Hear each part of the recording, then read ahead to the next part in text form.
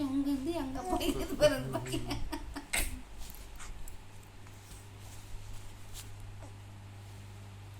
உருணும் போய் கீழே விழுந்து விளையாட்டுங்க.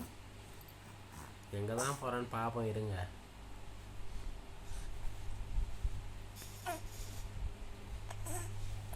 எல்லோரும் என் தலைக்காய் தூக்க முடியல. தலைகாய் வெயிட் ஆகுது இல்லை.